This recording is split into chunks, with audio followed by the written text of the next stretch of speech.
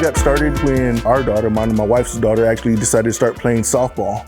And at some point she decided she wanted to play softball in college. And so instead of us going and practicing and whatnot, we started using it for her to work out and figure out how to get a college scholarship. In Lubbock, there's not a lot of places that have a full facility like this, and this is actually built after my daughter left for college, and we kept going strong. So I think it was in 2015 we started LSA. My daughter graduated. She went on to play at York, Nebraska. She was a 4-year starter outfielder.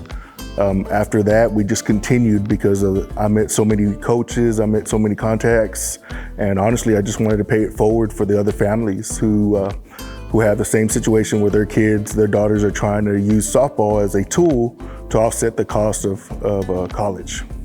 Doing this for the last 7 years, I guess we've had a lot of athletes come through.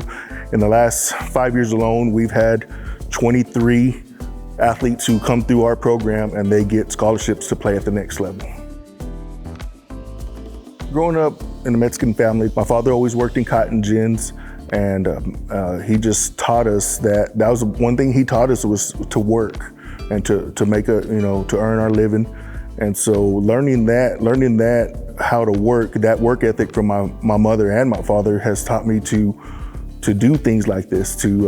It's not a dream, if it's planted inside of our head, then through faith alone, the Lord will get us there. We just, gotta have faith that it's gonna happen.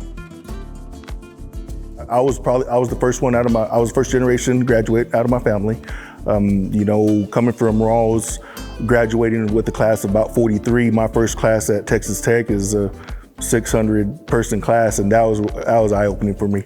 My father and my brother and my mother, they all invested in me to help me get into school. And at that moment, I knew I had to finish what I started, because they believed in me that much that I had to finish and go out and get a degree.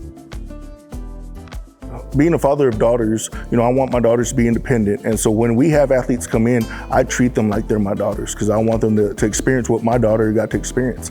And so, teaching them, showing them when they sign that dotted line, and them going, using this as a tool to offset their costs in college, and then, graduating college one day, I feel, that we're creating leaders. We're creating leaders amongst women community, and they can be more strong, go after their dreams, and in turn help other people.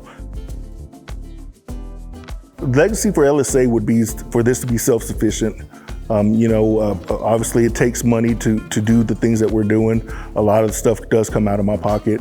How I would like to be remembered, honestly, is just, it's kind of corny. It's the old acronym, joy, Jesus, others, and yourself, just giving and experiencing joy because of that. If I live my life in that order, then I'm blessed.